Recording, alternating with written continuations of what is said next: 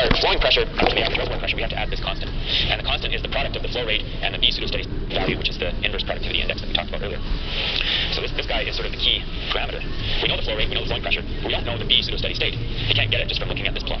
We also don't know the average reservoir pressure. So we have one equation and two unknowns.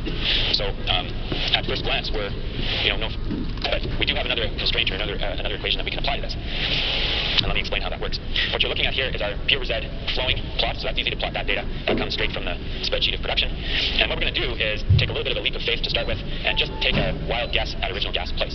Okay, maybe cumulative production plus 20%. Okay, so we're going to take a stab at what the original gas in place is. What we're next going to do is plot that straight line. Once we've estimated this, we know the initial pressure, we can estimate this, or we can draw this line. We know it's going to be wrong, but we're going to draw it anyways. The next step that we're going to do is calculate all the B pseudo-steady state values. Okay, and the equation that we use to do that is this one. And it's just a restatement of the straight line equation that we showed before. So this B pseudo-steady state is going to be the P over Z at any point on this line. So if we're taking this point in time, whatever value that is, minus the P over Z from the actual data itself, divided by the flow rate. And then that's going to be this B pseudo-steady state value. Okay? So that's pretty easy to do. So what have we learned so far? Well, what we learn when we do this is that, and this is where the additional constraint that we can apply comes in, is the shape of this thing should be flat. Because remember, this is the 1 over B pseudo-steady state is the productivity index. So the constraint that we apply to make this work is we say, well, that through time, the progression of that thing should remain constant, all other things being equal. Okay? And if we do this interpretation and we see that this has increased a whole bunch, then obviously it hasn't remained constant. So what we're going to do is we're going to iterate. We're going to increase the gas in place and make a different plot, and hopefully get it to the point where this B pseudo-steady state number becomes flat, becomes constant, and then we have the right answer.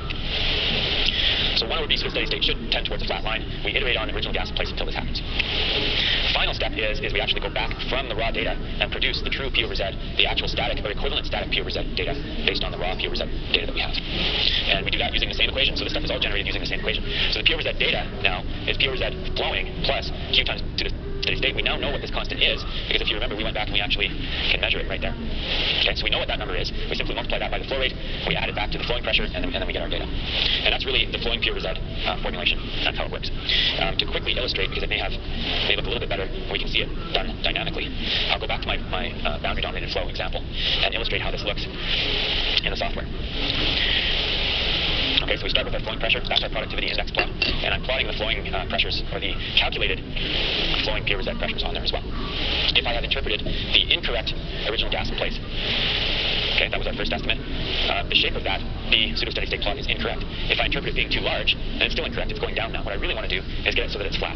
So the correct answer comes from a straight line that makes that curve flat. And of course, this data should be along that line as well. That's the other indicator. If I've chosen the wrong path for that straight line, then it will be inconsistent with the shape of the calculated P over Z data. So it's usually pretty easy to find the right answer once you bring all these curves together. You can actually do this with a best fit if you want to. It's a straight line best fit with the data. There we go. Hopefully that gives me a flat productivity index, and now we have the right answer for original gas in place. So the P over Z, again, is designed to be a alternative for a static material balance analysis when we don't have the static data. So it's a very nice practical alternative when all we have available is flowing rates and flowing pressures. Now, of course, there's a huge amount of value if I have both. Okay, I'm not sure if I had a static one. I do have a static one there as well.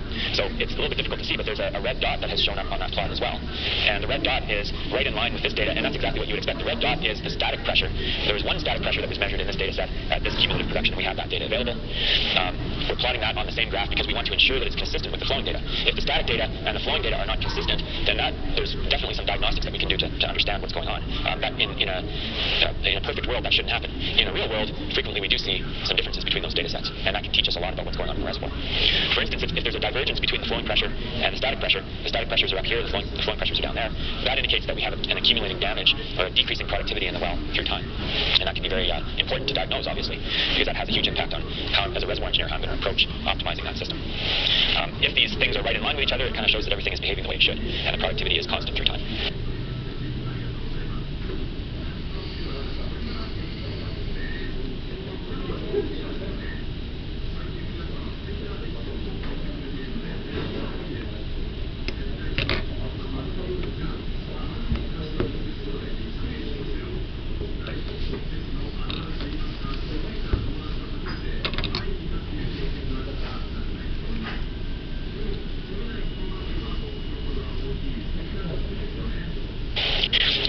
there's two additional methods that I'm just going to go through very quickly. These are relatively new methods. One of the things that our approach with rate transient analysis has really taught us over the years is that we have to be dynamic in our exploration of new methodologies that are out there. We always have to be on the cutting edge of what's available. And what we found is these last two methods, the specialized and Wattenberger method, have become critically important when we start to get into tight and unconventional gas. And I'm not going to go into a huge amount of detail in this course, because this is our general RTA course, but there could be a whole separate discussion just on tight and unconventional gas. And these are the tools that we found just in the past little while with looking at tight and unconventional gas systems have become really the most important tools that we have available now. So specialized analysis, again, I'm going to flip-flop back to the transient analysis. Ironically, even though I'm saying that this is sort of new and cutting edge, well, in reality, the specialized analysis is probably one of the oldest, long-standing pressure transient techniques that we have available. And that's what seems to happen a lot in reservoir engineering, is we recycle old techniques but find new uses for them. In the past, a plot like this would have been used to diagnose or to analyze the transient production from a short-term well test and determine reservoir characteristics. And you would have called it a Horner plot or a square root of time plot. So we'd use it to determine KH, or use it to determine XF root K, and maybe some other parameters. Okay, and there'd be different ways of plotting this plot. But it would be a specialized plot or a straight line analysis. It's a technique that's been around for many, many, many, many years. What we found is that when we get into ultra-tight and unconventional gas reservoirs, we start to get in situations where a long-term production data set looks the same as a short-term transient data set. Okay? In a practical sense, they're two totally different things. But in pressure transient speak, permeability and time are very much interchangeable. So we can use these tools that were used for short-term build-up, drawdown build-up tests and apply them to multi-year production data sets at ultra-low permeability, and they look the same. So what we've found is that the specialized plot, particularly the linear plot, which is a square root of time plot, is very useful for analyzing tight fractured gas wells. And sometimes the radial plot or the semi-log plot is useful also. It really depends on the geometry of the system. If you have linear flow in a system, you're going to see a straight line on the square root of time plot. If you have radial flow, you're going to see a straight line on the semi-log plot. But the purpose of these sorts of plots is to determine things like permeability in skin or permeability in fracture half-length. So we use them primarily for the transient data. They're a little bit like the equivalent of the flowing material balance, whereas the flowing material balance is a straight line analysis for boundary-dominated flow. The specialized plot is a straight line analysis for transient flow. So there's nothing too earth-shattering about this, but we found it to be very important contribution, an important complementary technique when we're looking at these transient data sets from tight gas. The other one I want to spend a little bit of time on is the Wattenberger plot, and I don't have the right data set to show on here right now, but the Wattenberger plot will show us systems that exhibit pure linear flow. So Wattenberger is a professor at Texas A&M. He and his colleagues and students have done a tremendous amount of work with tight and unconventional gas looking at linear flow systems. And I'll just draw very quickly a picture of the sort of system that we're modeling with these type curves. Instead of circles or ellipses, Wattenberger's method is actually, I don't know if that's going to draw it over here. Wattenberger's method is something like a square or a rectangle with a fracture that penetrates all the way through the system. So what we get in these systems is linear flow, in other words, parallel flow lines coming into the fracture. And then as soon as the pressure transient moves out and reaches the end boundaries, we have an immediate transition into boundary-dominated flow. And it's a very simple model, but very effective in modeling tight and unconventional gas reservoirs. We see many, many, many production data sets that behave with these sorts of properties. And so these type curves become very useful, or have become very useful just recently in the last 5 years or so for looking at these tight gas wells. So there's one last thing that's sort of going to tie this all together. And if we just sort of quickly summarize what we've looked at. We've looked at ARPs, traditional decline curves. We've looked at the type curve methods, and we saw there were 2 or 3 different type curve methods that were useful. There's others that are out there. We just sort of focused on what we feel are the most effective ones. We looked at the flowing material balance method. And we looked at some new methods specialized in Wattenberger type curves that have just become much more valuable in recent years because of the types of reservoirs that are being drilled these days. The final part that's going to kind of tie this all together is modeling and history matching. After we've done our interpretation using these various techniques, what we want to be able to do is come up with a model that's going to allow us to validate our interpretation. Let me talk a little bit about what this means.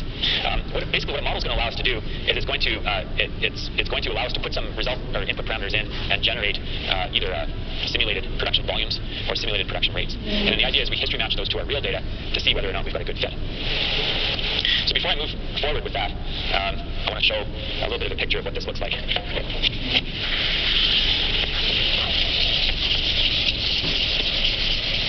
And the idea is we want to get an understanding as to why we would be interested in doing a model history match. Why isn't it just good enough to do an interpretation of the data? And I have what I call my little circle of life here, and the circle, or at least the circle of production data analysis. And what it looks like is it looks a little bit like this. Okay, we always start with data. That's the first thing that we see. As production engineers and reservoir engineers that are analyzing, and our production analysts, the first thing that we're going to see is the data. So the first thing that we're going to do is we're going to do analysis and interpretation. And analysis analysis and interpretation are your ARPs, your type curves, your flowing material balance, and any other methods that you have out there.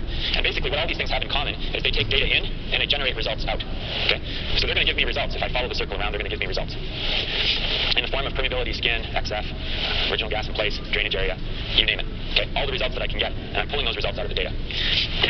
This is actually, interestingly enough, though, this is actually the reverse of modeling. This is what we call inverse or reverse modeling, because we started with the data, and we're trying to extract what it was that went into that model. The forward modeling process actually takes the results, so this is going to be modeling, or history matching, and brings you back to the data again. So this is why I kind of call it the circle. If you can get from here to here, well, you've done okay. You've got some numbers out of it. But if you can bring it back and reproduce the data that you started with, your level of confidence goes from here to here. Okay, you've closed the gap. Everything is now internally consistent. So there's a huge amount of value to going and closing that loop with doing the modeling. Okay, and now you've done a complete analysis. So reverse modeling goes this way. Forward modeling brings it back to the data. We do a history match. We try and match the data. That validates our interpretation. The types of models that we can use to make this happen are have as much variety in them as you want. You can go to the level of full simulation and include non-Darcy flow effects, wellbore storage, heterogeneities, multi-layers. I mean, you can go as complex as you want with these things. Usually there isn't a huge amount of value with adding arbitrary complexity unless you have corroborating data, input data that's going to, there's going to be a reason for doing that. So we typically, when we do production data analysis, start with very simple models and add complexities as we need to. Okay, so we can build on the model if we feel the need to do it or we have a reason for doing it, or we can just keep the model simple and go from there. So we can use vertical well models, fracture models. There's other things that aren't shown here, such as composite multi-layer models. This is a horizontal well model. So there's lots of different options out there. Analytical models and numerical models. Okay, so before we get to the next step there, we'll just very quickly go and show an example of modeling. And I'm going to go back to my boundary-dominated flow example.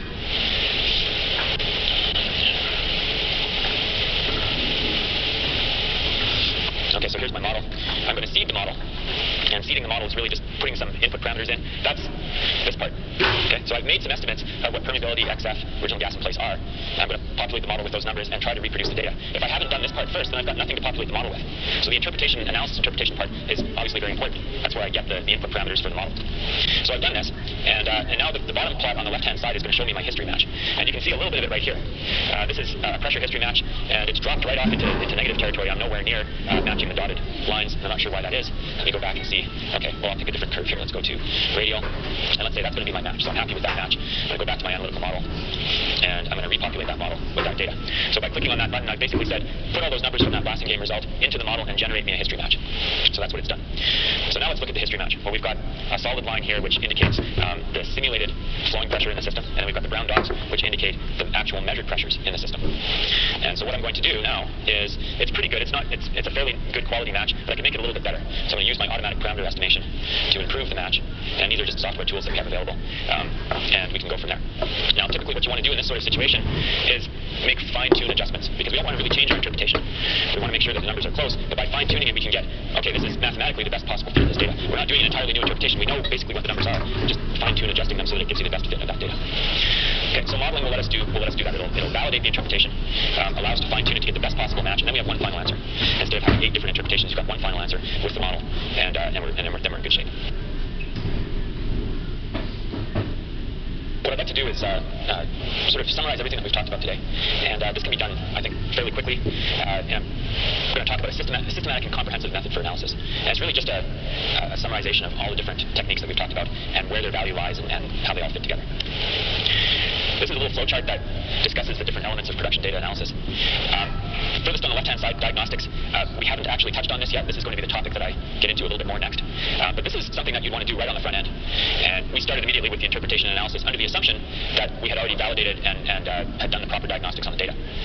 But I'm going to tell you that I think the diagnostic part may be the most important part, because if you don't critically look at the data from the beginning and do some very practical diagnostics, you may end up missing something very obvious. And I'll get into that and show some examples in a minute. But I'm going to say that this is very important. And what we're going to be looking at here is basically validation of the data itself. Does the data that you have make sense? Because it may not always make sense. There may be some problems with the data. And then we can talk about reservoir signal extraction. Reservoir signal extraction is really, okay, I've got this set of data. Hopefully there's something in there that's going to tell me something about the reservoir. But there may be lots of other stuff in there, operational changes and noise and scatter and this and that, things that aren't going to be helpful for my reservoir interpretation.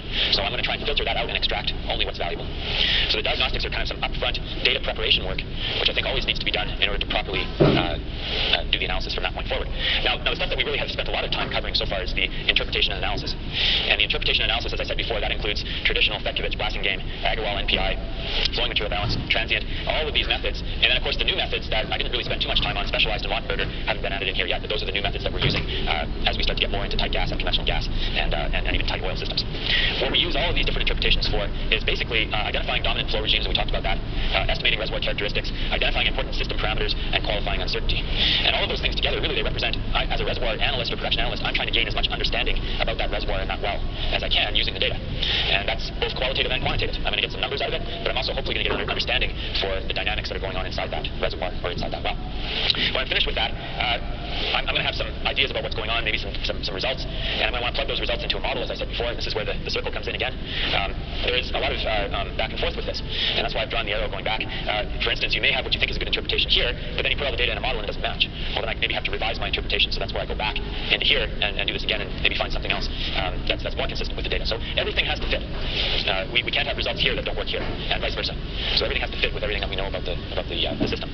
And that's not only true inside production analysis, but also external information. It has to fit with your understanding of the geology and the petrophysics. It has to fit with your understanding of the field and completion. It has to fit with your understanding of the fluid properties, the reservoir properties that we know from other disciplines.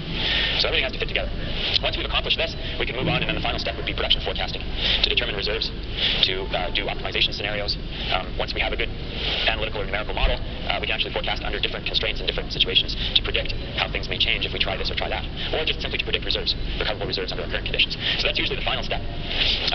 Sometimes we're not interested in that. All we want to know is the permeability of the system. Well, then we'd stop here because we'd have that answered at that point. But that kind of represents a good flow for analyzing production data. But I want to point out that when you're looking at production data, try to identify your objective ahead of time. What am I trying to do? Am I trying to get a production forecast? Am I trying to understand what the reservoir permeability is? If you can streamline your approach, then maybe you don't have to do all of this. So this is sort of a very generalized approach. But it works quite nicely if I'm really just trying to get as much value out of the data as I possibly can.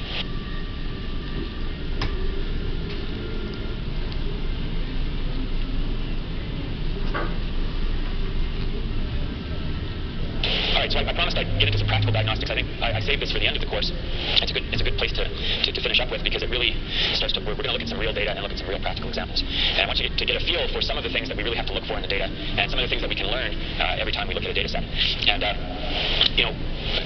FICAD, we really learned this through experience. We've looked at thousands of production data sets over the years, and every time I look at a new data set, I learn something new. The data really teaches us how to analyze going forward, and everything we learn, we put it in our little toolbox, and now we have it available to use on subsequent data sets. But you don't want to get in a position where you're trying to paint all of these different wells and reservoir systems with the same brush and try to overgeneralize them. Because as I said, you're always going to learn something new. So you really want to treat these well production data sets as individuals and try and learn as much about each one as you can. Now, that's not always practical. We may not have time to do that. But certainly, if you're looking at a new field or high-profile wells, you do want to spend the time. Particularly if you have the data available, you do want to spend that time to get as much understanding about that well as you can.